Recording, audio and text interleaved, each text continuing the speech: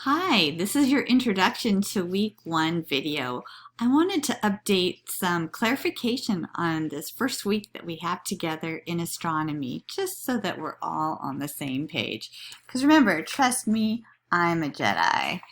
I'm going to be your coach and your instructor to get you through this first week so that you understand everything you're getting into. Well, since it's all about introductions, I want to use the power of stories to be powerful, to have us introduce each other and to introduce the class.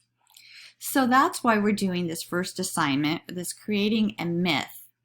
It's going to double dip, and it's going to have, you'll get points for writing this story and for putting it into 2 different places. One, for putting it into your discussion for your 10 points that you're going to get for discussion, as long as you comment on other people's and read their stories.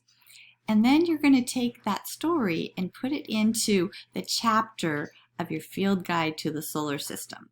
You're going to follow the template that we have, and you're going to create the introductory chapter for the whole solar system.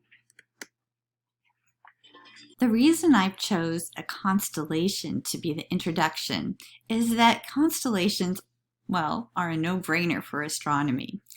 And constellations have been around for a long time. They are an ancient way that the people preserve their culture by telling stories that were important to them from up in the sky. Now think about the days before you had television, before there was any podcasts to listen to or even books to read. What did you do? It was dark. You sat around outside and you gazed up at the sky and you told stories. So you can see the patterns behind me here.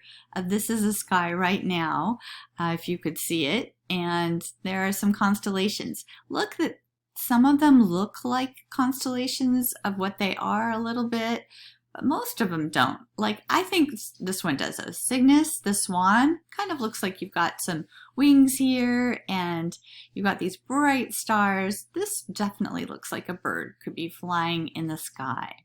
But other ones, camelopardalis, not so much a camel. So your constellation that you're going to create with the app, if you want, Constellation Maker, doesn't have to be exactly like literally what it is. Just pick make your constellation from some random stars and let it be abstract. Don't spend too much time on making the perfect constellation. Just make one, put it out there, and fill out the template for the field guide to the solar system. So make sure that when you're doing your constellation, your personal myth, that you have a name of it. And if you can get it into Latin, I think that's really cool. Just Google it. You're going to want to have your myth.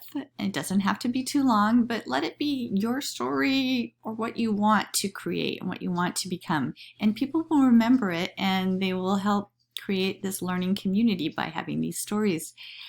And then make sure you have all of the parts, the special stars, which I think is kind of cool if you put people in your life or pets or things that are really important to you. And put it all together and try to play with making it look good in a format. And I really emphasize, do not put it in Word, because if you put it in Word, it can mess up your book later on. What we're going to do is each chapter of this field guide from each module is just going to get put together, and you're going to create a wonderful publication that will be your learning experience, your capstone of astronomy and the solar system. So let's hold on. We're launching through the solar system. We're starting with you and the power of stories.